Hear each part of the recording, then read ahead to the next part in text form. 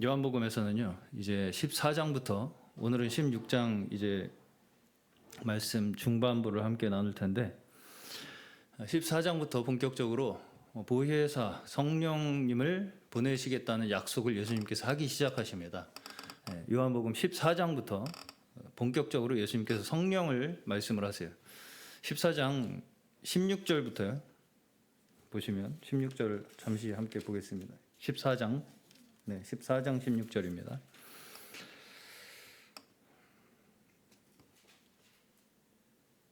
내가 아버지께 구하겠으니 그가 또 다른 보혜사를 너희에게 주사 영원토록 너희와 함께 있게 하시리니 그는 진리의 영이라. 세상은 능히 그를 받지 못하나니 이는 그를 보지도 못하고 알지도 못함이라. 그러나 너희는 그를 아나니 그는 너희와 함께 거하시며 또 너희 속에 계시겠음이라. 아멘. 또 26절 보시겠습니다. 26절 14장 26절 보혜사 곧 아버지께서 내 이름으로 보내실 성령 그가 너희에게 모든 것을 가르치고 내가 너희에게 말한 모든 것을 생각나게 하리라. 아멘. 또 이제 15장으로 넘어가시면 또 한 번 언급을 하세요. 15장 26절입니다. 15장 26절 내가 아버지께로부터 너희에게 보낼 보혜사 곧 아버지께로부터 나오시는 진리의 성령이 오실 때에 그가 나를 증언하실 것이요. 이렇게 14장부터 이제 본격적으로 성령이 오실 것이다라는 약속을 예수님께서 하기 시작하시죠. 그래서 오늘 16장 본문에서도 보혜사를 보내실 것이다 이런 말씀을 하십니다. 자, 왜 지금 보혜사 성령을 예수님께서 말씀을 하시느냐, 이 이유를 우리가 함께 생각해 봐야 됩니다. 그냥 뭐 막연하게 예수님이 가시니까 대신해서 뭐 성령을 보내시려나 보다 뭐 이런 식으로 그냥 쉽게 생각을 하기가 쉬운데, 예수님께서 일부러 지금 내가 가야만 성령이 올 수 있다 이런 식으로 지금 말씀을 하시는 것은 거기에 분명한 이유가 있기 때문입니다. 자, 요한복음은요, 예수님께서 말씀이 육신이 되어 오셨다는 선언으로 시작이 됩니다. 요한복음은요, 이 특이한 선언으로 시작을 하는데, 이것이 우리가 생각하기에는 뭐 당연히 성경이니까 뭐 그렇게 이제 써 있다고 생각을 하시겠지만, 이 말씀이 육신이 되어 오셨다라는 이 선언은요, 상당히 파격적인 선언입니다. 왜 이게 파격적인 선언인지를 이제 설명을 한번 드려보겠습니다. 자, 여기서 이 말씀이라는 단어는요, 말씀이 육신이 되어 오셨다라고 할 때 이 말씀은요, 원어로 로고스라고 합니다. 로고스 많이 들어보셨죠? 로고스. 근데 원래 이 로고스라는 단어가요, 성경에서 나오는 용어인 것처럼 생각이 드시죠? 원래 성경에서 사용되는 용어가 아닙니다. 로고스가 당시에 헬라 철학에서 사용되던 용어가 로고스입니다. 로고스예요. 제가 구글 슬라이드, 차 간사님, 제가 구글 슬라이드 오늘 이 말씀 내용을 슬라이드로 만들어놨습니다. 올려놨습니다. 한번 확인해 보시고 적당한 때 띄워주시면 감사하겠습니다. 자, 간단하게 설명을 드려보겠습니다. 로고스가 뭐냐? 자, 이 고대 철학에서 로고스라는 것은요, 세상을 이루고 있는 근본 원리를 이야기합니다. 로고스는 이 세상 우주 만물을 이루고 있는 근본 원리가 있다. 그 근본 원리가 로고스다 이렇게 이야기를 합니다. 고대 철학에서요. 헬라 철학에서. 자, 다시 말해서요, 이 우주 만물에는 이 우주 만물을 이루고 있는 근본 질서가 있을 것이라고 생각하는 거예요. 그걸 뭐 우리는 당연하게 그렇게 생각을 하지만 그게 우리만 그렇게 생각하는 것이 아니라 헬라 철학도 그렇게 생각을 했습니다. 그럼 우리는 이 헬라 철학의 사상을 넘어서야 되겠죠. 뭔가 다른 게 있기 때문에 지금 요한은 말씀이 육신이 되었다고 선언하고 있는 것이 아니겠습니까?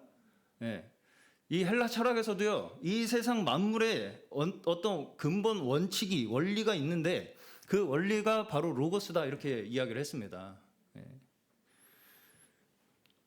그래서 그 근본 원리가 있기 때문에 우리는 이 세상을 우리의 이성으로 분석하고 설명할 수 있다, 이해할 수 있다 이렇게 생각을 하는 겁니다. 어떤 근본 원리가 없으면 우리가 그걸 어떻게 이해합니까? 그렇죠? 근본 원리가 있기 때문에 거기에 어떤 질서가 있기 때문에 우리가 그 질서를 이해할 수 있는 거예요. 그렇죠? 네. 그래서 사실은 이 로고스라는 개념이요. 이 로고스라는 개념이 우리가 지금 살아가는 이 모든 이성, 지성, 철학, 종교, 심지어 과학, 기술, 뭐 AI까지도 다 이 로고스라는 개념이 그 밑바탕에 깔려 있는 겁니다. 예. 그렇죠. AI야말로 이 세상의 어떤 가장 이 보편적인 어떤 그 논리 체계 속에서 정보들을 취합해 나가는 거잖아요. 예. 그 속에 어떤 질서를 찾아내는 겁니다. 한마디로 그 속에 있는 아주 밑바탕에 깔려 있는 그 질서를 찾아내는 거예요. 네. 거기에 질서가 없다고 생각하면 그걸 우리가 어떻게 찾아냅니까? 뭐가 정답인지 뭐가 맞는 말인지 어떻게 알아요, 우리가? 그렇죠? 그렇기 때문에 이 세상 만물에는 질서가 있다, 근본 원리가 있다. 이것을 이야기하는 게 로고스예요. 로고스는 네. 그것이 헬라 철학에서의 로고스입니다. 그래서 우리가 그 법칙을 활용해서 살아가는 거예요. 그렇죠? 이 질서, 우리가 이성적으로 이 세상을 이해하고 파악한 그 질서를 가지고 살아가는 거잖아요. 다. 뭘 하나라도 우리가 활용을 하고 살아가기 위해서는 과학이든 뭐 기술이든 뭐 하다못해 밥 한 끼 먹는 것도 다 그런 질서가 밑바탕에 깔려 있기 때문에 그렇죠? 쌀을 이렇게 잘 길러가지고 씻어가지고 이렇게 불에다가 끓이면 밥이 된다 이런 질서가 있지 않습니까? 그런 질서가 없으면 어떻게 밥을 먹습니까 우리가? 그렇죠? 그런 걸 이제 잘 아시는 분들이 이제 요리사가 되고 그런 거 아니겠습니까? 그래서 이 로고스라는 것은요, 우리 현대 문명, 지금 우리 현대 문명 인간이 살아가고 있는 모든 생활에 있어서의 가장 뿌리라고 말할 수 있습니다. 로고스가 가장 밑바탕에 뿌리에 있어요. 자, 근데 이제 문제가 뭐냐면 고대로부터 지금까지 인간은요, 이 로고스라는 것을 단순히 자연에서 일어나는 어떤 법칙 정도로만 이해를 했습니다.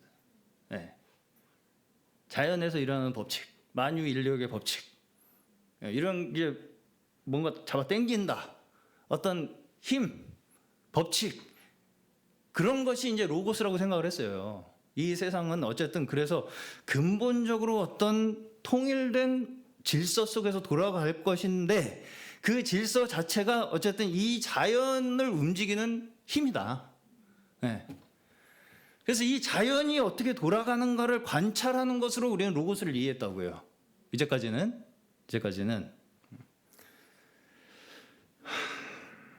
그래서 이제 외부에서 일어나는 일, 한마디로 외부에서 뉴턴은 어떻게 만유인력의 법칙을 발견했다고 합니까? 사과가 떨어지는 걸 보고, 갑자기 사과가 떨어져서 밖에 이 옆에서 그걸 봤잖아요. 외부에서 일어나는 일이죠. 사건. 이 외부에서 일어나는 일을 봤어. 그래서 분석했어. 그렇죠? 파악하고 분석했잖아요. 관찰하고. 사과가 떨어진다. 왜 떨어지나? 뭐 이런 거잖아요. 어쨌든 그렇게 해서 내가 그 어떤 로고스에 근접한 지식을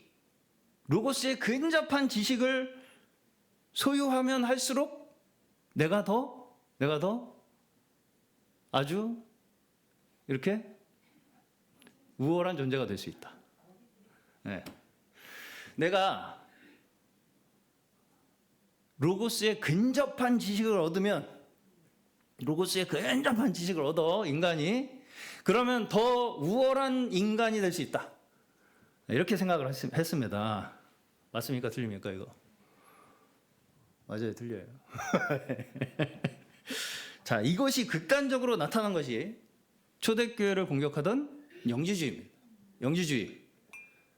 영지주의가 그렇게 얼토당토하는 게 아닙니다. 이 로고스를 극단적으로 이렇게 지성적으로 따른 거예요. 네.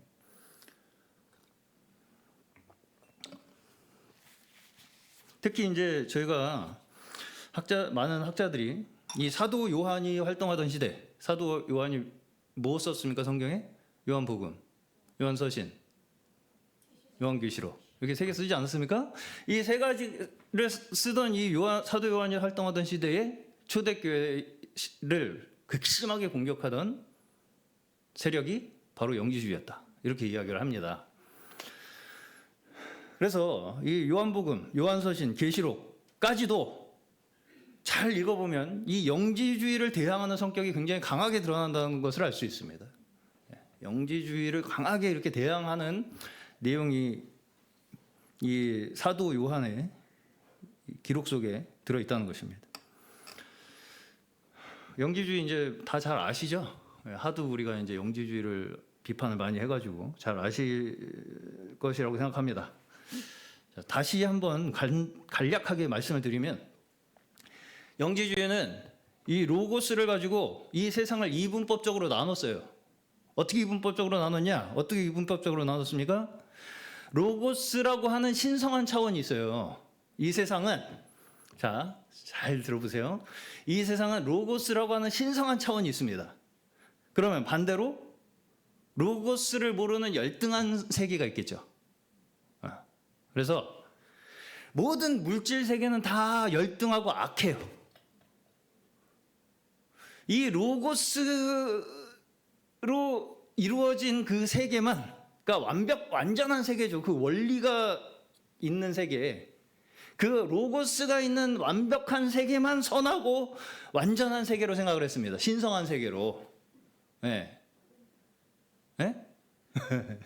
이 로고스를 아는 사람들만 신성한 거예요. 그래서 로고스의 세계만 신성하고, 로고스가 이 물질 세계는 그게 그냥 이렇게 허술하게 돼 있다고 생각을 하는 거잖아요. 이 로고스가 완벽하게 여기에서 재현되지 못하고 여기는 그냥 이렇게 불완전한 거예요. 이 물질 세계는. 예. 그래서 이 물질 세계는 악하고 열등한 거라고 생각을 했습니다. 이렇게 이분법적으로 나눴어요. 영지주의는. 예. 그래서 로고스라고 하는 그 지식 체계에서만 우리는 선한 것을 얻을 수 있다. 그럴듯하게 들리죠? 비슷합니다. 이게 완전히 비슷해. 그러니까 적그리스도가 하는 거예요, 이게. 그래서 적그리스도라고 하는 겁니다. 예, 너무 비슷해요. 거의 다 근접합니다. 예. 들어보시면 헷갈립니다. 헷갈려요. 예. 말씀을 깨달아야 될 것 같잖아요, 우리도. 그래야지 우리가 뭔가 신성한 영역에 막 도달할 것 같지 않습니까, 우리도. 그렇죠? 그거 아니면은 다른 게 생각이 안 나지 않습니까, 우리는 지금. 예. 어떻게 그러면은 하나님을 가까이 따를 수 있다는 거지? 예? 뭔가 막 깨달음이 와야 되잖아요, 우리한테 지금. 예. 그래서 이 영지주의에서는 우리는 다 악하고 열등한 존재들이에요, 지금. 예. 약하고 열등한 존재, 다 물질 세계에 속해 있으니까 우리가. 그래서 신성한 존재가 되기 위해서는 어떻게 해야 돼요? 로고스를 깨닫기 위해서 열심히 노력을 해야 되잖아요. 로고스를 깨닫기 위해서 열심히 노력을 해야 돼요. 우리가 신성한 존재가 되기 위해서는. 예.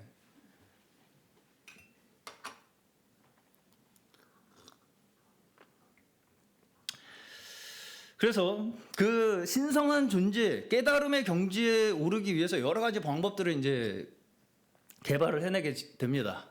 이 성경에도 어떤 방법들이 나오냐? 고기는 먹지 마라. 결혼도 하지 마라. 금욕주의. 예. 그래서 오로지 신성한 지식을 얻기 위해서만 노력해라. 이렇게 갑니다. 오로지 신성한 지식을 얻기 위해서만 노력을 해야 돼요. 그러기 위해서는 고기도 먹지 말고 결혼도 하지 말아야 돼요. 그런 것들이 이렇게 자꾸 물질 세계에 우리를 붙잡으니까, 예. 그럴듯하죠. 예. 그러고 싶잖아요, 우리도 막. 예. 그러고 싶습니다. 그렇게 좀 해줬으면 좋겠어, 나를 좀. 잡아 매줬으면 좋겠어. 그래서 나를 좀 이렇게 빨리 지금 천국으로 보내줬으면 좋겠잖아요. 예. 그리고 이제 한편에서는요, 극단적인 육신적 방종을 주장하기도 했다고 합니다. 네. 이 영지주의도 그렇게 해서 극단적으로 양측으로 나뉘었다고 그래요. 왜 그러냐면 결국은 이 영지주의는 지식을 얻는 것만이 구원이잖아요. 로고스의 지식을 얻는 것만이 구원이에요, 지금. 그렇죠, 영지주의는. 그러다 보니까 육신적 삶에 대해서는 의미 자체를 안 두는 겁니다. 이렇든 저렇든. 그러니까 아예 극단적으로 육신적인 생활을 기피 하던가 아예 관심을 안 하던가가 방종이 되는 겁니다. 아예 어떻게 살든 상관하지 마. 그냥 네 살고 싶은 대로 살아. 그냥 육신적 삶은 지식만 얻으면 돼. 로고스에 도달만 하면 돼. 무슨 말씀인지 아시겠죠? 네. 네? 네.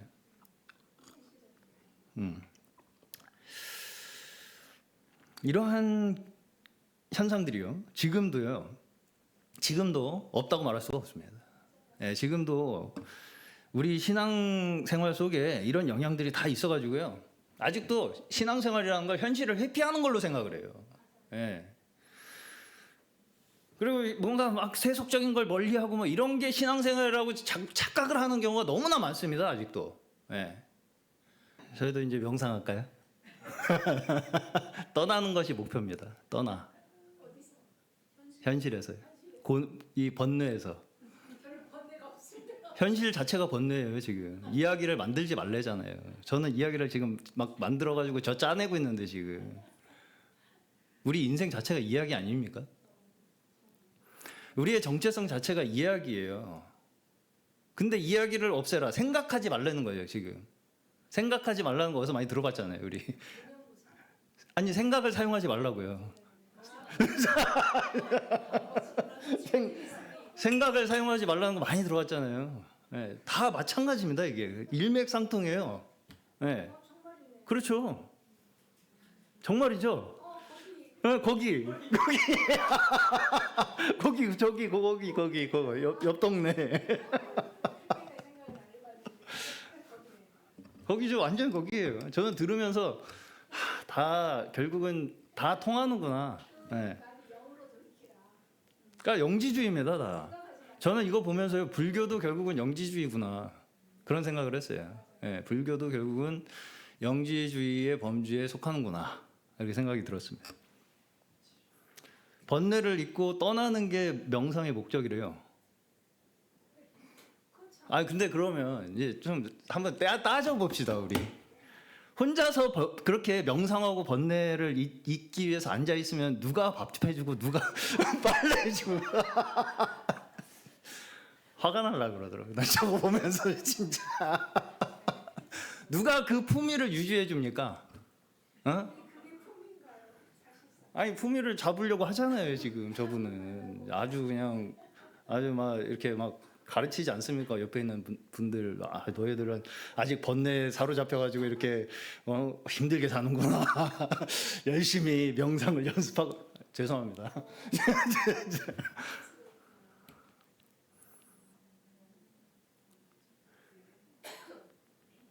그래서 머리 깎고 산에서 풀만 먹고 결혼도 안 하고 세속을 떠나야 번뇌를 잊을 수가 있죠. 네. 다 같이 가면 돼요, 그걸로. 그러니까 거기는 이제 자기들끼리 이렇게 이제 그 담을 만들어서 저렇게 이제 저런 식의 삶을 사는 거죠, 자기들끼리. 예. 그럼 우리는 그런 거냐 이거죠. 우리가 그런 게 우리 신앙입니까? 우리 믿음이에요? 우리끼리 이렇게 담 딱 쳐놓고서 세속을 떠나. 애들은 가.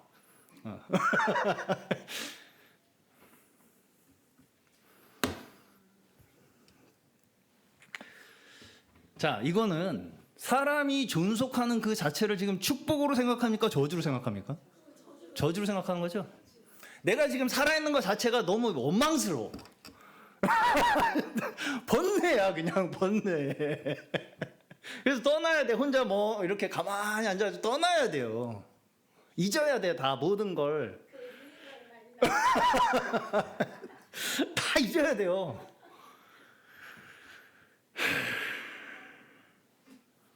여기서 첫 번째 없는 게 뭐냐면, 빠진 게 뭐냐면, 내가 지금 어떻게 여기 있게 되었는가입니다. 아니, 누가 그렇게 포동포동 살 찌워주셨어요?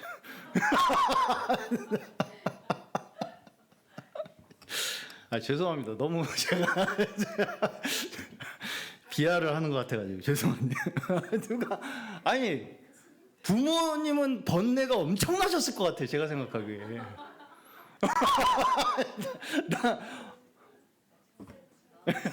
아니, 부모님의 번뇌는 생각 안 하고 그 번뇌를 나 혼자 끊겠다는 거 아닙니까, 지금. 나는 부모님의 번뇌에 의해서 난 여기 있는데, 지금.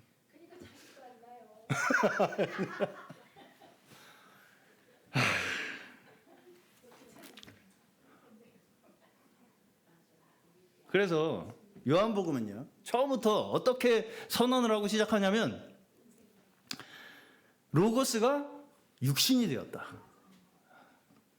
로고스가 육신이 되었다. 이게 진리라는 것입니다. 네. 이 주장을 완전히 180도 확 뒤집으면서 시작을 한 거예요. 그래서 요한복음이.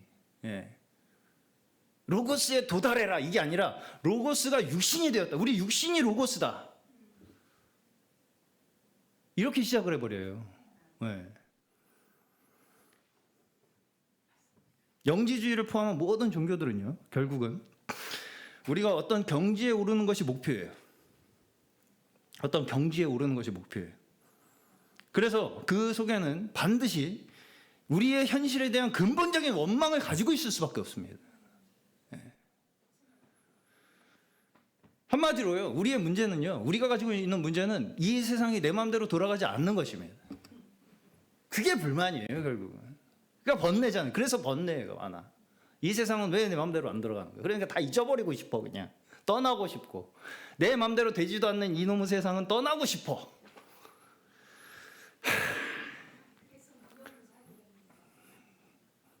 우리 기독교는 무념 무상입니까?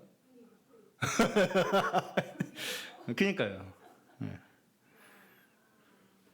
그래서 그 문제들, 어떤 문제? 우리가 해결할 수 없는 그 문제들을 어떻게 해결할 수 있을까 하는 방법이 다 철학이나 과학이나 종교나 여러 가지 사상들로 나타나는 겁니다. 예.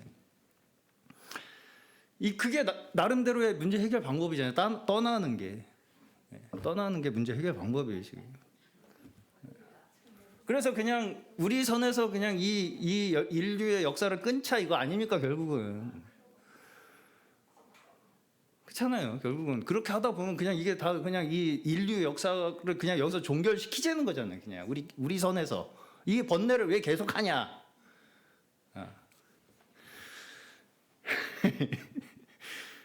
자, 한 가지 여쭤보겠습니다. 과학이 발달하기 전 사람들보다 우리가 더 똑똑해졌다고 생각하십니까? 과학이 발달하기 전보다 옛날 사람들보다 우리가 더 똑똑해졌다고 생각하십니까?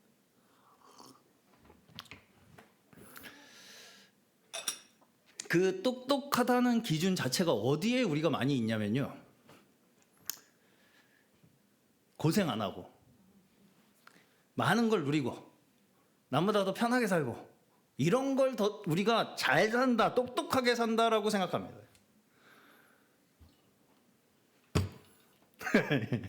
그렇죠? 우리가 잘 산다고 생각하는 그 기준 자체가 내 중심적으로 맞춰져 있어요. 다. 내가 얼마나 더 누리고 더 편하게, 안락하게, 아무 문제 없이 사는가. 자, 물론 우리가 좋은 직장에서 좋은 집에 좋은 차 타고 다니면 좋죠. 편합니다. 편하게 사는 거 좋아요. 그러나 인생이 그렇게 내가 생각하는 대로만 흘러갑니까? 제가 이걸 몇 번 얘기하는데 일론 머스크도 공장에서 잡니다. 회사 망할까 봐.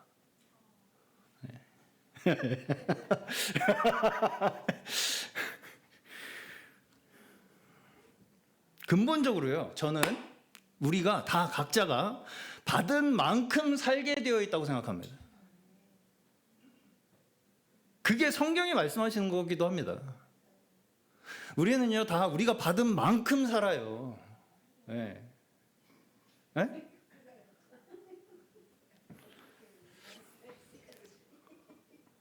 너무 우리가 어떤 외적인 기준을 세워놓고 그 정도는 내가 돼야 만족이 될 것 같은 그런 생각 자체가 우리를 만족시키지 못하게 만듭니다. 네.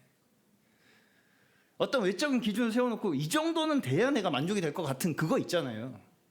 그게 우리를 만족시키지 못한다고요. 네. 어느 정도 공부 잘해야 되고, 어느 정도 대학 좋은 데 가야 되고, 어느 정도 직장 좋은 데 가야 되고, 영어도 잘해야 되고. 한국에서 태어났는데 어쩌라는 겁니까? 네. 물론 잘하면 좋죠. 잘하면 좋습니다. 그러면 영어 잘하는 사람은 더 가치 있는 사람이고 못하는 사람은 덜 가치 있는 사람입니까? 네? 그럼 한국말을 더 잘하는 사람이 더 가치 있는 사람입니까?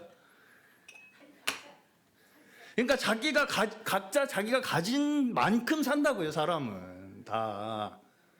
그게 기본적으로 성경에서 말씀하시는 인간의 가치입니다.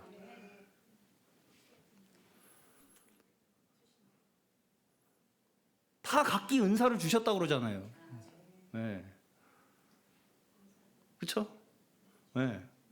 사람을 우리의 기준으로 다 피재기를 한다고. 우리는 지금도 이 정도는 돼야지 좀 잘난 사람으로 내가 인정해 줄게잖아요. 다 우리는. 하나님은 우리를 그렇게 보시지 않는다는 겁니다.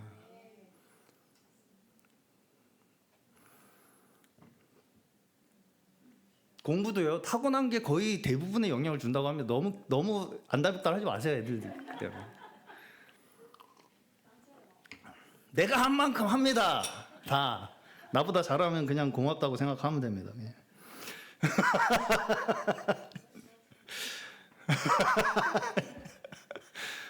나보다 잘하면 그냥 감사하게 생각하면 돼요.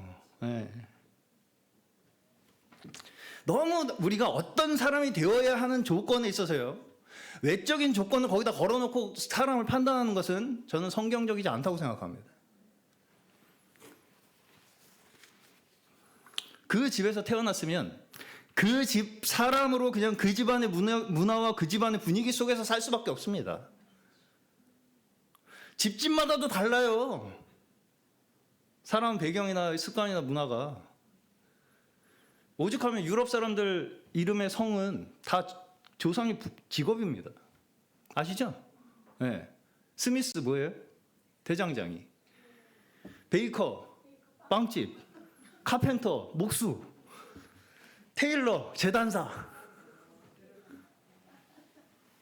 오죽하면은 조상들이 그거 해서 벌어먹고 대대로 그거 해가지고 그 집은 벌어먹고 살았기 때문에 그게 성이 된 거예요, 심지어.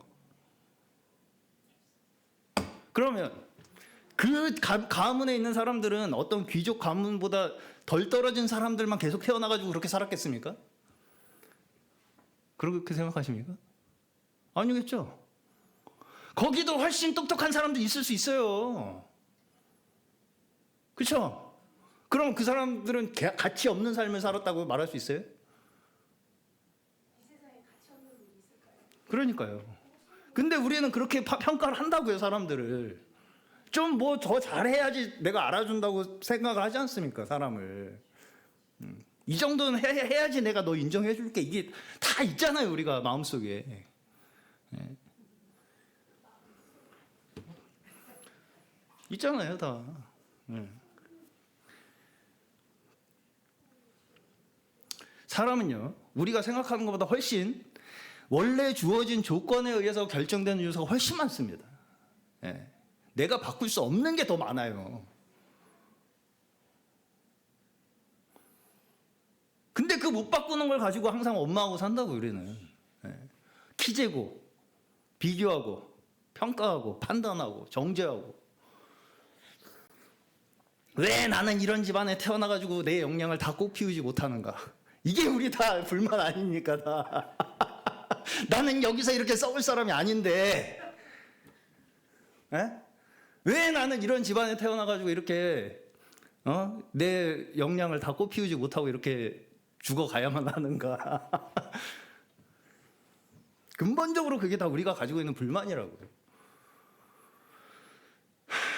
자, 누구나 각자에게 하나님께서 주신 달란트가 있습니다. 그렇죠? 이거 여기서부터 이제 어려워지시나요, 마음이? 괜찮죠?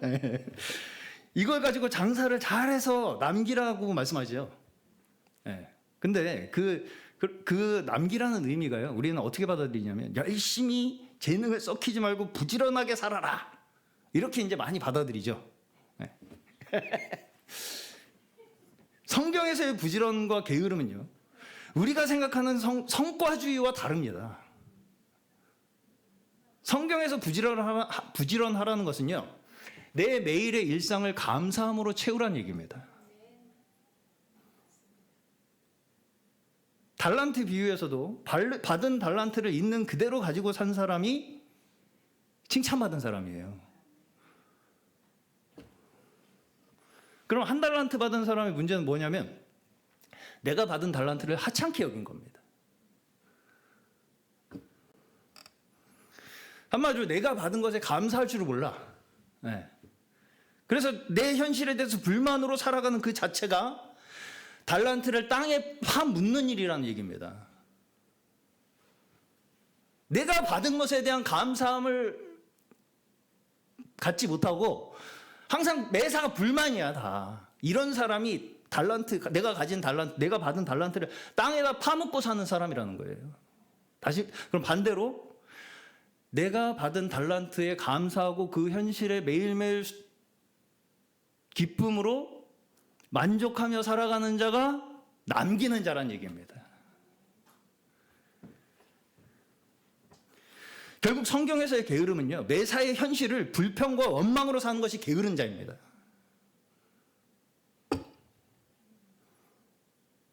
게으른 거예요. 그게 게으른 거예요. 받은 거에 감사할 줄 모르고 매일 원망으로만 사는 거, 불평 불만으로만 사는 거. 그걸 게으름이라고 합니다, 성경에서는. 구약의 모든 역사를 보면요, 왕들이 많이 나오죠. 이스라엘에 보시면 이스라엘 역사, 열왕기, 역대, 왕들 많이 나오지 않습니까? 다윗부터. 좀 잘한 왕도 있고 좀 못한 왕도 있죠. 그걸 가지고요, 우리가 물론 좀 잘한 거 가지고 그게 어떻게 해서 잘하게 됐는지를 이해하는 건 우리가 필요하지만 거기서 개인의 잘잘못을 가지고 넌 이건 잘했니 저건 잘못했니를 거기서 모범을 자꾸 뽑아내려고 하는 건 근본적으로 같은 실수를 우리가 반복하게 만들 수밖에 없습니다. 왜냐면요, 결국은 그 모든 역사는 통틀어 성공했습니까? 실패했습니까? 실패했어요. 실패했습니다. 모든 왕은 인간 왕은요, 실패한다는 게 결론입니다. 좀 잘하고 좀 잘못하고의 문제가 아니라고요. 그렇죠? 그렇죠? 네. 우리가 역사를 통해 얻는 교훈은 딱 한 가지입니다. 인간의 힘은 유한하다. 좀 잘한다고 해도 유한하다.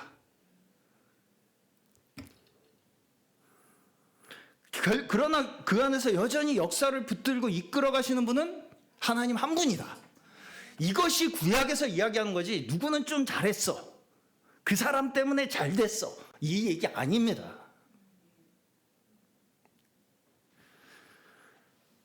다윗은 잘했는데 뒤에서 다른 사람이 잘못해가지고 이스라엘이 망한 게 아닙니다. 다윗부터 문제였어요.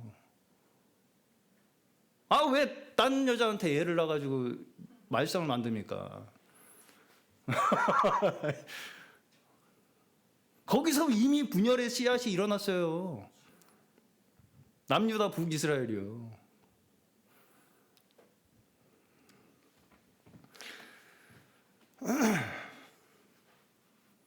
다윗이 하나님의 마음에 합한 사람이라는 것은요, 그가 뭘 잘해서가 아닙니다. 오로지 그가 자기 자신에 대한 평가를 하나님의 시각에서 자신이 한 그것만이 오직 그가 하나님의 마음에 합한 사람이라는 평가를 받는 것입니다. 네.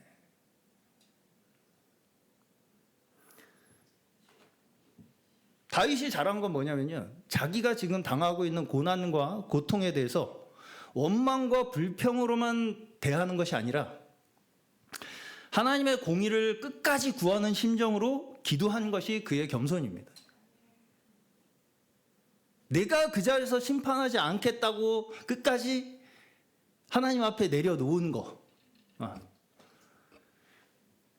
결국은 그의 말년도 그렇게 아름답게 마무리되지 못합니다. 그렇죠? 네. 그럼에도 불구하고 그 속에서 그는 처절하게 자기 자신의 죄악됨과, 그럼에도 불구하고 그 속에서 구원하시는 하나님의 긍휼과 자비를 바라봅니다. 그것이 다윗이 하나님의 마음에 합한 자라는 평가를 받는 이유예요. 그 사람이 뭘 잘해서가 아니고요. 네. 우리의 성패는요, 외적인 성과로 평가되지 않습니다. 절대로요.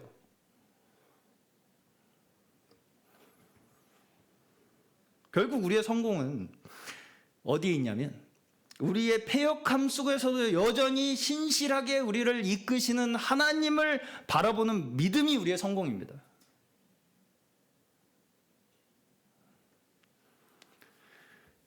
그리고 이제 그 구약의 모든 실패의 역사의 끝에서 누가 나옵니까? 예수 그리스도께서 나오시잖아요. 그 실패의 역사를 뒤집기 위해서 나오시는 거예요, 예수님께서. 왕이시잖아요. 진정한 왕으로 오시잖아요. 네. 모든 왕이 다 실패한 그 역사 속에서 진정한 승리의 왕으로 오신다는 거예요. 근데 그 승리의 왕은 십자가에서 죽으셨어요. 그걸 이해를 해야 됩니다, 우리가. 네. 그러니까 제자들이 왜 죽으십니까, 왕이라면서. 다윗보다 더 큰 왕이 되셔야죠, 그러면.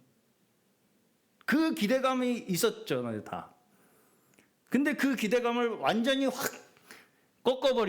져버리시고, 지금 죽으시겠다. 내가 죽어야 너희들에게 보혜사 성령이 오신다는 거 아닙니까, 지금. 내가 죽는 것이 너희에게 보혜사 성령께서 오시는 방법이고, 그래야만이 진정한 너희에게 승리가 있을 수가 있다는 걸 얘기하시는 겁니다.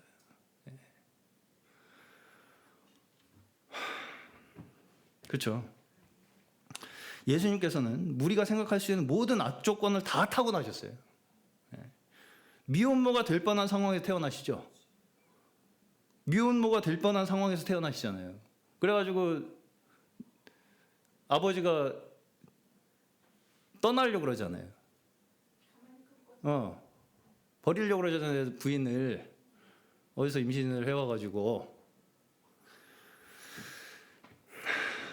그리고 요한복음 1장에 보시면 갈릴리 나사렛이라는 곳에서 무슨 선한 것이 날 수, 아주 그냥 뭐 아무도 안 알아주는 촌동네 출신이었다는 거 아닙니까? 목수 집안에. 그래서 그냥 30년 동안 목수 그 집안일을 했습니다. 그렇죠? 네.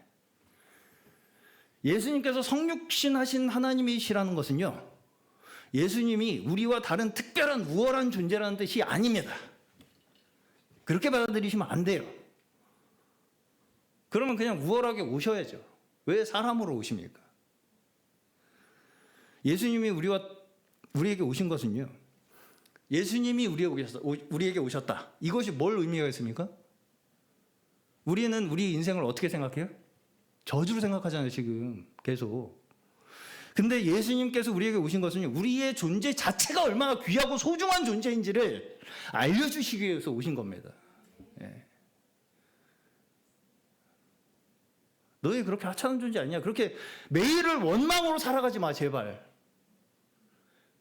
하나님이 너희를 그렇게 짓지 않으셨어. 너희를 위해서 지금 이 세상 모든 우주 만물이 지금 준비되어 있잖아, 지금. 그걸 우리에게 보여주시기 위해서 이웃으로 친구로 오셨죠. 네. 그걸 진리라고 하는 겁니다. 진리는 어떤 지식 체계가 아니라는 거예요. 그래서 그렇죠. 네. 그리고 이 사건, 성육신이 하나님의 영광이라고 말씀합니다.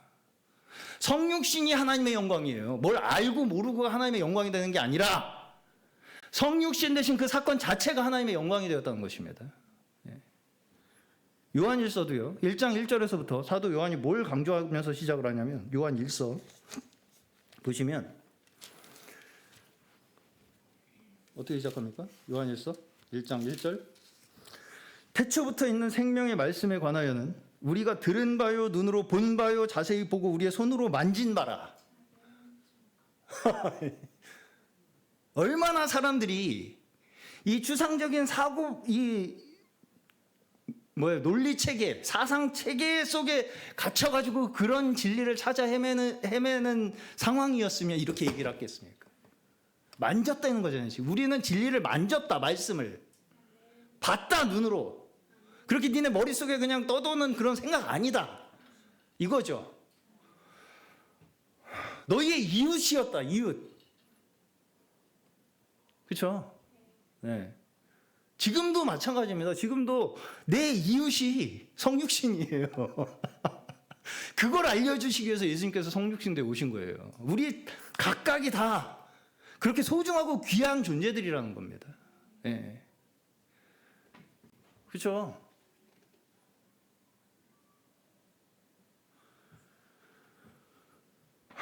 어떻게 말씀을 눈으로 보고 손으로 만집니까? 이게 왜 우리가 아직도 이해가 잘 안 가냐면 이 말씀을 아직도 우리는 어떤 사상이나 지식이나 논리 체계로 생각을 하기 때문에 이해가 안 가는 것입니다. 요한복음 18장을 보시면요. 빌라도가 예수님께 진리가 뭐냐 이렇게 물어봅니다. 그렇죠? 진리가 뭐냐? 네. 이게 우리가 생각하는 진리라는 거예요. 진리는 무엇이다. 진리는 무엇이다. 라고 설명하려고 하는 우리의 사상 체계, 그게 우리가 생각하는 진리라는. 근데 예수님 대답을 안 하십니다. 거기서 보시면. 왜냐하면 지금 그 현장 자체가 진리라는 얘기입니다. 예.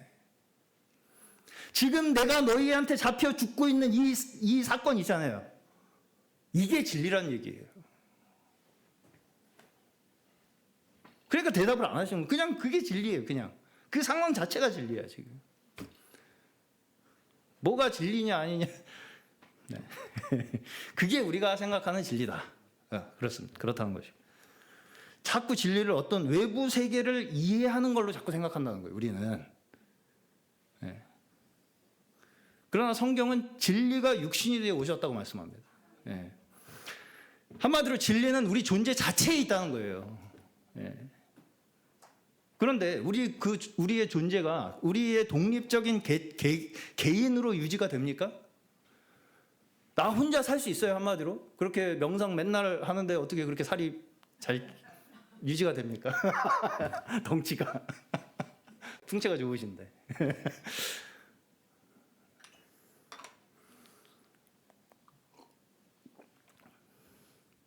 우리가 세상 만물이 모두 다 같이 그 관계성 속에 얽혀 있다는 것이 창세기 창조 기사에서 우리에게 증명하는 바입니다. 예. 서로 얽혀 있다는 거예요, 다. 예. 그리고 그 모든 것이 사람을 위하고 있다는 거예요. 예. 사람을 위하고 있다. 예. 그리고 그러면 사람은요? 사람은 하나님의 영광을 위하여 있다. 이렇게 말씀합니다. 그럼 하나님을 위한다는 건 뭡니까? 하나님의 영광을 위하여 우리가 있다. 이것은요, 뭔가 하나님을 위해서 우리가 뭘 해야 한다는 얘기가 아닙니다. 자꾸 우리가 그런 식으로 접근을 하잖아요. 우리가 어떻게 해서 뭐가 된다. 이런 식으로 자꾸 접근을 하는데, 오히려 내가 자꾸 뭘 해서 내가 뭐가 되려고 하는 게 하나님을 떠나서 사는 겁니다. 내 존재 자체로 감사하고 기뻐하며 있는 그 자리에서 이웃과 함께 사랑을 나누며 살아가는 것이 하나님의 영광을 위해서 하는 거예요. 그게 하나님과 함께 사는 겁니다. 오늘 본문은요, 예수님께서 왜 지금 이 죽음의 길을 가시는가에 대한 의미를 설명합니다. 주님께서 가셔야만 성령께서 오신다는 거죠.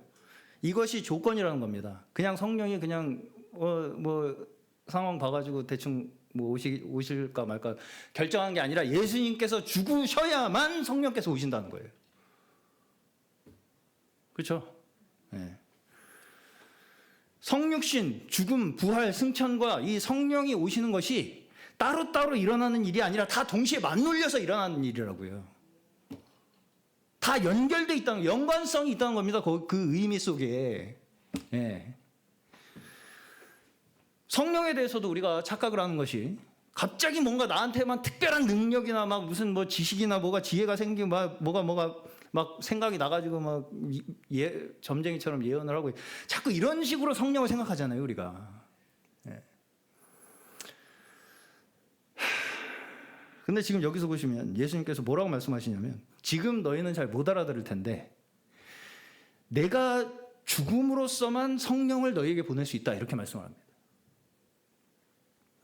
그리고 그 성령께서 오셔서 죄에 대해서 의에 대해서 심판에 대해서 책망하실 것이라고 말씀을 해요.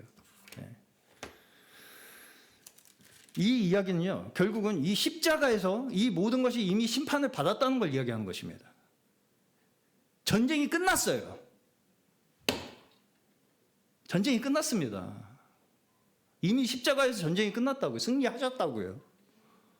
우리는 그걸 그냥 믿는 자들이에요.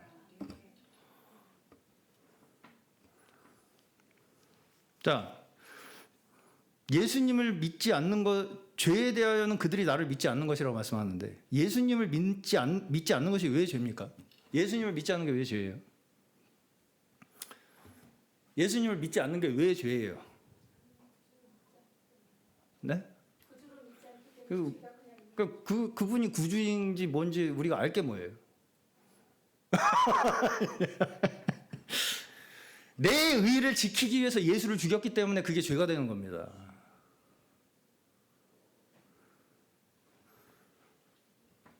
그러면 예수님을 다시 보지 못하는 것이 왜 의에 대한 증거가 됩니까?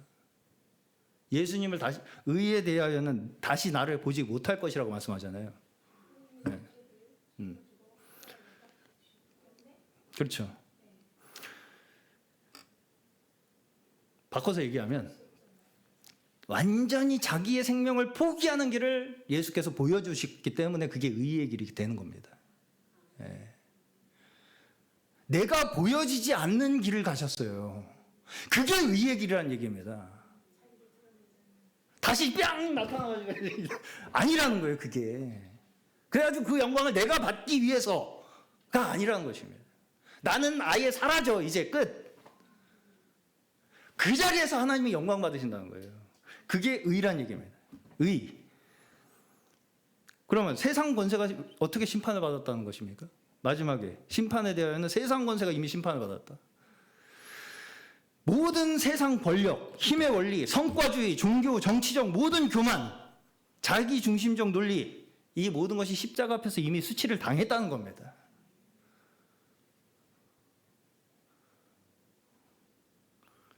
발가 벗겨졌잖아요, 십자가 앞에서. 우리의 민낯이요. 이미 십자가에서 공의의 싸움이 다 끝이 났다는 거예요. 그렇죠? 십자가 앞에서 누구도 명함을 내밀 수가 없게 됐다고요, 지금. 모든 죄가 다 폭로되었다는 것입니다. 그 십자가 앞에서요. 네. 그렇기 때문에 우리가 더 이상 십자가 앞에서는 숨을 곳이 없어졌어요. 핑계할 수가 없게 되었습니다. 그것이 성령께서 오셔서 우리를 책망하신다는 얘기입니다. 세상을 책망하신다는 얘기입니다. 뭘 와가지고 막 괜히 꿀밤 때리고 그런 게 아니라요. 십자가에서 예수께서 이루신 그 사건으로 말미암아서 이미 이 세상은 예수 그리스도의 통치 하에 들어갔다는 걸 이야기하는 거예요. 무슨 말씀인지 가시죠? 네. 13, 14절에 중요한 말씀이 있습니다. 오늘 13, 14절. 그러나 진리의 성령이 오시면 그가 너희를 모든 진리 가운데로 인도하시리니 그가 스스로 말하지 않고 오직 들은 것을 말하며 장래를 너희에게 알리시리라. 그가 내 영광을 나타내리니 내 것을 가지고 너희에게 알리시겠습니다. 성령께서요, 스스로 말씀을 안 한대요. 이게 무슨 말입니까? 들은 것을 말씀하신다는 거예요. 들은 것을 말씀하심으로써 장래일을 너희에게 알게 하신대요. 성령께서요. 스스로 말하는 것이 아니라. 뭘 들었어요? 예수께서 죽으신 걸 들으셨죠. 십자가 사건을 들었잖아요. 그 십자가 사건으로 말미암아서 이미 일어난 장래일, 이미 심판받은 이 세상의 모든 죄악과 권세에 대한 일을 너희에게 알게 하신다는 것입니다. 이미 끝났잖아요. 십자가에서. 그걸 너희에게 계속해서 알게 하신다는 거예요. 성령께서요. 뭘 갑자기 신기한 말을 하게 만드는 게 아니고요. 성령 받았다는 증거가 무슨 다른 사람의 모르는 무슨 말을 한다던가 점치듯이 예언을 한다던가 하는 걸로 자꾸 자기의 특별한 능력을 내세우는 걸로 생각을 하지 않습니까, 우리가? 네.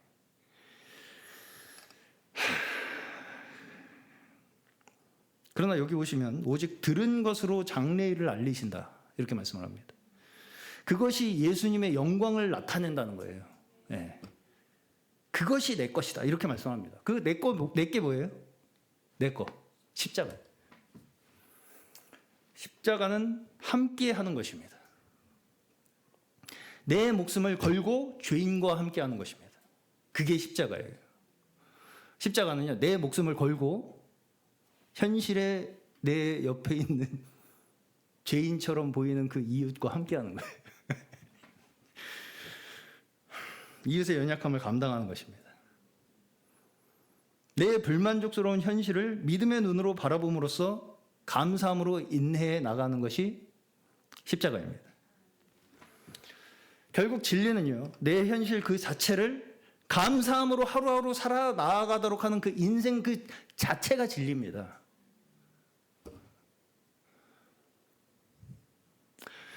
요새 참 서로에게 불평, 불만이 많습니다. TV만 틀면 서로 욕하는 것만 나옵니다. 그렇게까지 상대를 헐뜯으면서 자기가 옳게 보일 수 있을 거라고 생각하는 그 자체가 참 저는 어리석게 느껴집니다. 남을 칭찬해야지 더 품위 있게 보이지 않습니까? 그렇게 남을 욕해가지고 사람들 앞에서 옳게 보일 수 있을까? 자기 무덤을 파는 거 아닌가? 이런 이제 생각을 많이 하게 되는데, 좌파도 답이 아니고요. 우파도 답이 아닙니다. 하나님 편에서는요, 자본주의나 공산주의나 다 세상 권세입니다. 제발 이걸 좀 아셨으면 좋겠습니다. 자본주의는 하나님의 뜻 아닙니다.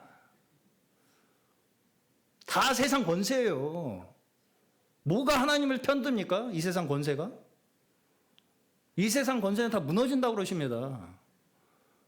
오직 하나님의 영영한 말씀만이 세워질 거라고 말씀하시잖아요. 이해가 안 가요, 이게. 근데 내가 눈에 보이는 어떤 것이 세워질 것 같잖아요, 우리는. 네, 자본주의가 세워질 것 같잖아요, 우리는. 공산주의는 무너지고 이게 하나님의 뜻일 것 같지 않습니까? 예수님은 보수주의자들에게 죽임당하셨습니다. 진보주의자 아니고요. 가장 자기들이 옳다고 생각하는 그 사람들에게 죽었어요. 돌아가셨어요. 제발 좀. 네. 뭐가 기독교인지를 아직도 저희는 너무 이해를 못하고 있어요. 제가 생각하기에. 네. 하나님의 전쟁은요, 우파 좌파의 싸움이 아닙니다. 세상 권세와 하나님의 진리와의 싸움이에요. 네. 네.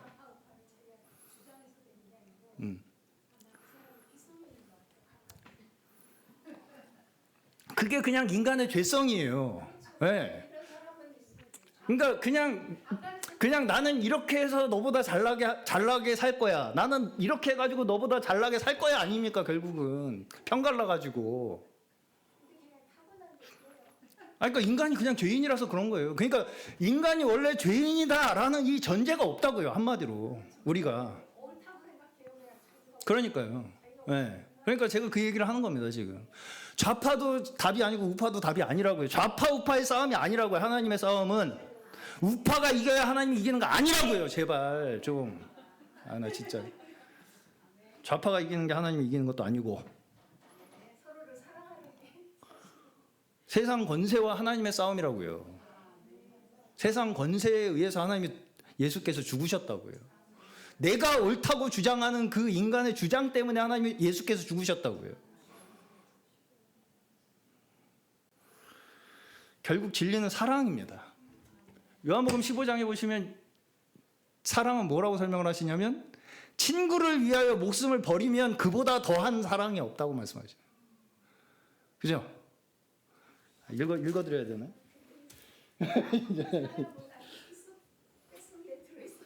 네, 그거를 그렇게 강조를 안 해도 인간이 죄인이라는 건 성경 곳곳에서 나옵니다. 네. 그렇게 계속 안 되새겨도 돼요. 항상 ready for sin. 죄의 준비가 돼 있어, 우리는 항상. 네, 항상 죄가 준비가 돼 있어. 우리는 항상 세팅이 돼 있다고, 우리 항상.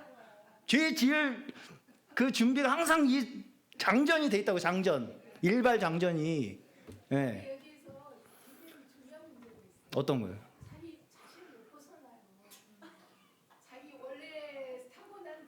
그냥 내가 벗어나면 됩니다. 네. 벗어난 사람이 구원받은 사람이에요. 그냥 그렇게 생각하시면 됩니다. 벗어난 사람이 구원받은 사람이에요. 네. 이게 잘 이해가 안 가시죠? 네. 성경은요, 너가 지금 보고 있으면 그것이 축복이라고 얘기합니다. 너가 지금 듣고 있지? 그게 축복이야. 이미 너가 듣고 있는 그 자체가 네가 구원받은 증거라고 얘기합니다. 내가 지금 알아듣고 있으면 그게 구원받은 증거라는 거예요. 남은 걱정할 게 없습니다. 네. 남이 마음을 열고 안 열고 하나님께 달려 있어요. 내가 설득해서 될 수 없습니다. 절대. 설득력 있는 말로 안 된다잖아요. 사건을 전달함으로써만 된다는 거예요. 전도는요, 예수께서 죽으신 사건으로만 전도가 된대요.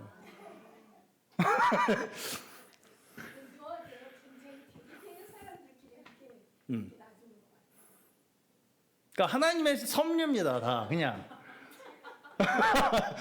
그거를 너무 내가 막 왜 이러지, 왜 저러지 이렇게 분석해가지고 상황을 통제할 수 없습니다.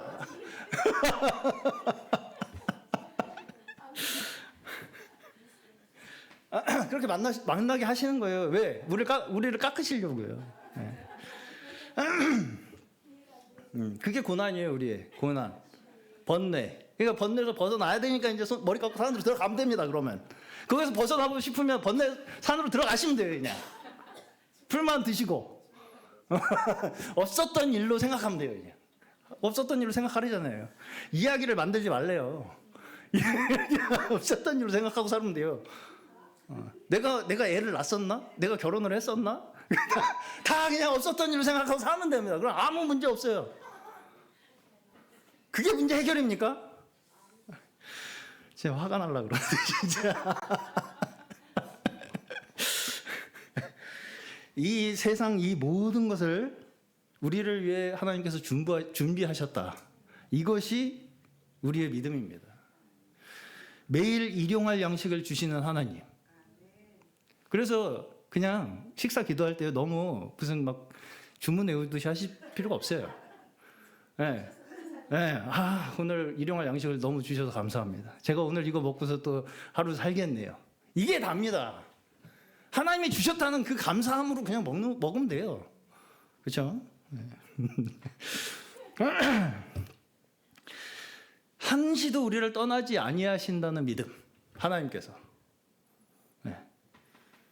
그것이 우리 하나님의 자녀들의 믿음입니다. 네. 내가 기쁠 때나 슬플 때나. 그리 아니하실지라도, 내가 원하는 대로 꼭 이 세상이 안 굴러간다 할지라도, 네. 그거를 네. 제가 이제 가만히 관찰을 해보니까 네. 네. 사실 저희 부모님들도 네.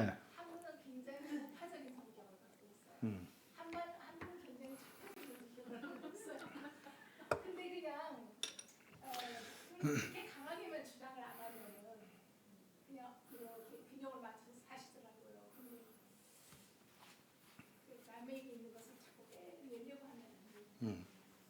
그러니까 이게 결국은 주 안에서 해결이 안 되면 해결이 안 되는 겁니다. 예. 어쨌든 그 안에는 분리가 생기잖아요. 아무리 겉으로 좋게 보여도 이게 서로 이해가 가지 않으면, 그러니까 어떻게 보면은요, 이 네. 소위 우리 이주 시대에 내려온 양반의 특성이 있어요. 네. 그분은 항상 이렇게 우위에서도 뭐랄까 이게 자기보다 낮은 하류층의 사람이라고 생각하는 사람이 있어요. 근데 그렇지 않고 항상 그 노동자 입장에서 네. 이렇게 겸손하게 사는 사람은요, 네. 왜 저렇게 교만한가 이런 생각이 네, 그래서 사도 바울은 주인은 종을 하나님 대하듯이 하고, 네. 참 그러면 너무 좋겠어요. 그게 성경의 그냥 가르침입니다. 네. 그러니까 그렇지 못하고 있는 우리의 현실을 인정하면 됩니다. 네. 이 말씀은요 우리가 그렇게 살지 못하고 있구나를 보여주는 거예요. 네. 우리가 다 죄인이구나. 아, 내가 상전이면서 상전 노릇을 아주 그냥 뽕을 뽑으려고 하는구나.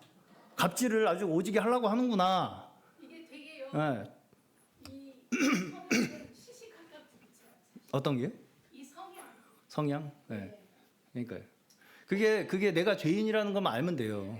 네. 한마디로. 성향은 다 있어요, 누구나. 네. 생각이 안 나고 네. 내가 오른데 그러니까 그게 생각이 안 나면 그거는 이제 서로 계속 부딪힐 수밖에 없는 거잖아요. 그러면 그 부딪힘을 내 고난으로 받아들이느냐, 이게 문제예요, 결국은. 그렇잖아요. 네. 그 문제 있잖아요. 발생하는 문제. 우리가 살아가면서 누구나와 부딪히고 갈등을 겪습니다. 완전히 우리가 일치하지 않기 때문에요. 근데 그 문제를 그 사람의 책임으로 자꾸 떠넘기는 게 문제라고요, 결국은. 우리가. 네. 내 현실로 안 받아들이려고 한다고요. 그걸. 네. 네가 나한테 맞춰야지. 왜 내가 너한테 맞춰? 근데 맞출 것까지는 없어요. 그냥 인정을 하고. 그렇죠. 그 인정을 하기 위해서 내가 죄인이라는 걸 인정을 먼저 해야 된다고요. 네. 내가 옳은 건 아니라는 거. 옳은 건 아닌 게 아니라 그냥 다 우리가 용서받은 죄인이라는 거죠. 네. 그냥 얼마나 좋겠어요. 아, 그게 성경의 복음이라는 겁니다. 그게 얼마나 좋겠어가 아니라 그런 식으로 스리슬쩍 퉁치고 넘어가면 안 됩니다. 이거 복음은.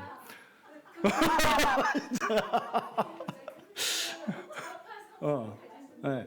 네. 모든 말씀이 자파 성향을 들어요. 그러니까 그거 자체가 우리의 죄성이라고요. 네, 다. 네. 다 내 자기중심적인 거잖아요. 네, 근데 이 하나님의 말씀은 하늘에서 우리를 바라보는 관점으로 보는 거예요.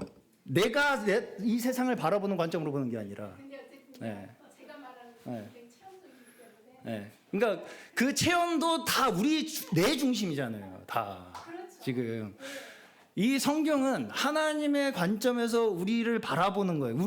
우리가 일어나고 있는, 우리가 겪고 있는 이 모든 현실을 해석하고 바라보는 그 판단으로 우리를 바라보라는 게 성경입니다. 네. 거기서 벗어나야 돼요, 그러니까. 네. 메타인지라고 하죠. 메타인지. 네. 눈을 빼가지고 나를 봐야 돼. 눈을 빼서 눈을 여기다 받고 있으면요, 나는 안 보이잖아요. 네. 그게 하늘의 관점으로 나를 보는 거예요. 하늘의 말씀으로 나를 보는 거. 네. 나도 그 중에 하나예요, 그냥. 내가 판단하고 있는 그 사람과 똑같아요, 나도. 내가 신이 아니라고요. 내가 하나님이 아니라고요. 내가 너보다 우월해서 너를 내가 구원해 줄 수 있지 않다고요, 한마디로. 이런 게 있어요. 자기가 그렇다면 말씀에서 그거만 보이고요. 그러니까 그게 다 자기 중심적이라고, 메타인지가 안 되는 거라고요. 메타인지. 예. 성경은 계속해서 우리를 메타인지하게 만들어요. 나 바깥에서 나를 계속 보게 만든다고. 성경은. 예. 말씀에 하늘의 관점에서 우리를 보게 만든다고요. 나를. 예. 근데 우리는 내가 하늘이라고 생각해. 이도 저도 다 자기 자신을 보존하기 위한 그렇죠. 생각이 그게 결국은 세상 권세란 얘기입니다. 그게 세상 권세란 얘기예요. 세상 권세에 의해서, 세상 권세가 그걸 알았으면 예수를 못 받지 않았을 거라고 얘기를 하잖아요. 그래서 예. 모른다는 얘기죠. 그걸 모른다는 거. 사람은 그러니까 이거에서 빠져나온 건 불가능합니다. 우리 힘으로는 불가능해요. 예. 그걸 믿는 거예요. 근데 정말 심지어 희한한 건 그걸 믿는 자가 구원받은 자라는 거예요. 아, 이걸 우리 힘으로는 못 빠져나오는구나. 예. 그걸 받아들이는 사람이 구원받은 사람이란 얘기예요. 난 내가 빠져나올 수 있어. 이건 못 받은, 아직 이게 헷갈리는 거예요. 아리까리한 거예요.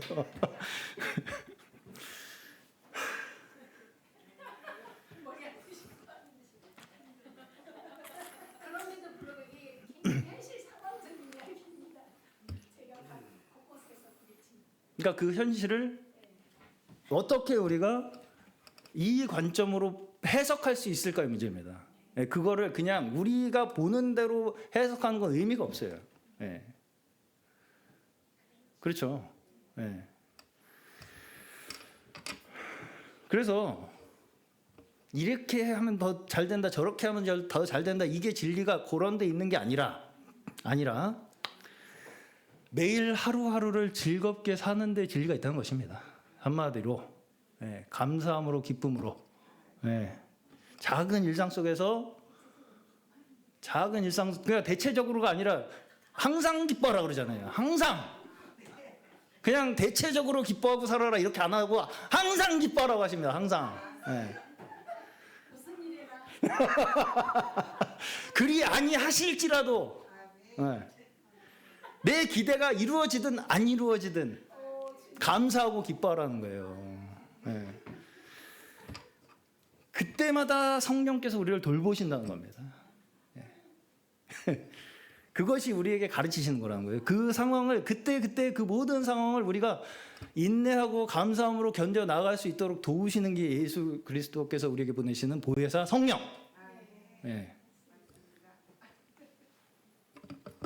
그래서 우리의 마음속에는 십자가에서 찢으신 예수 그리스도의 살과 피가 우리에게 생명이 되었다. 이것이 우리에게 늘 각인돼 있어야 돼요. 그것이 우리가 유일하게 이 인생을 감사와 기쁨으로 살아갈 수 있는 길인 줄로 믿습니다.